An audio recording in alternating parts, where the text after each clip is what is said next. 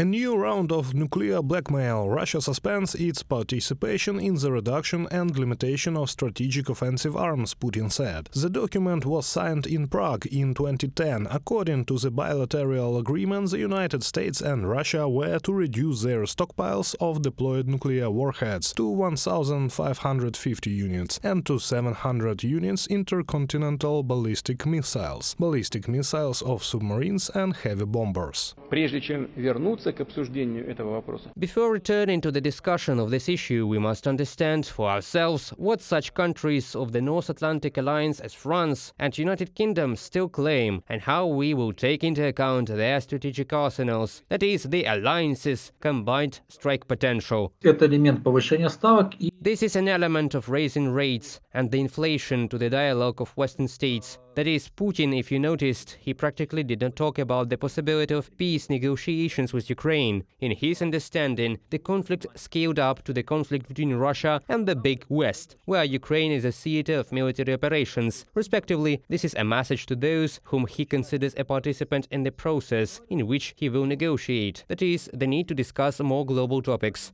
Russia, after the failed blitzkrieg, is preparing for a protracted war. The experts are talking about it. The Kremlin wishes to exhaust Ukraine and its partners, while the number of victims of the Russian aggression does not concern the Russian dictator. I won't go into detail now about the attempts of the West to turn the tide of hostilities on their plans to build up military supplies. This is already well known to everyone, but one circumstance should be clear to everyone. The more long-range Western systems will come to Ukraine, the further we will move the threat away from our borders. Putin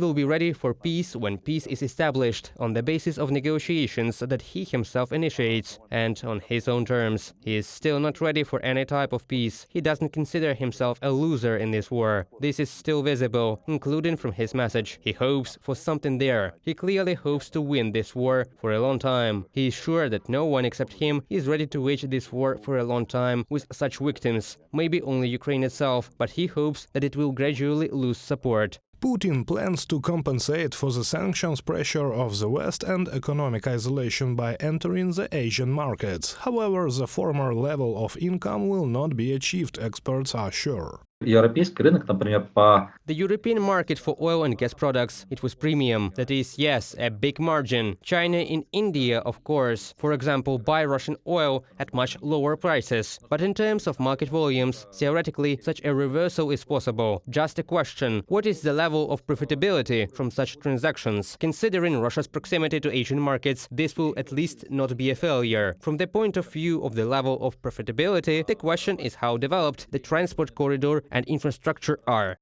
In addition to geopolitical statements, Putin repeated the usual mantras about supposedly Nazis in the Ukrainian government, the threat from LGBTQ+ community and the depth of Russian culture. Everything that, in the opinion of the Russian president, can justify the unleashed war against Ukraine and the entire democratic world in the eyes of Russians. I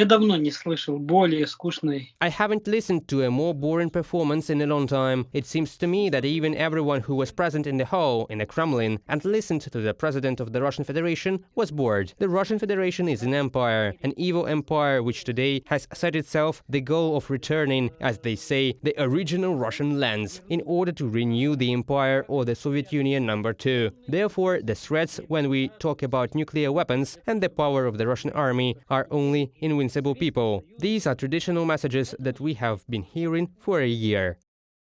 Also, according to Putin, a special state fund will be created in Russia, which will pay compensation to the families of the Russian military who were killed in Ukraine. Putin did not mention the sources of its financing and who will manage this death fund. Reported by Sergei Kulas, Larissa Zubenko, UATV News.